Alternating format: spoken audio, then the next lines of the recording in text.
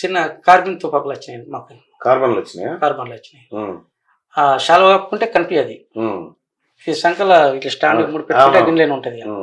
ఆయన పోయేది శాలువ కప్పుకునేది. మాకు పార్టీ పనసగా నోడని ఈయనకి బెదిరించి ఎమరా ఇంటి లేవు. కార్బన్లు అప్పుడు కొత్తగా వచ్చినాయి. అవి దళ నాయకుడికి అంటే జోనల్ జిల్లా కమిటీ నాయకులకు వచ్చాయి.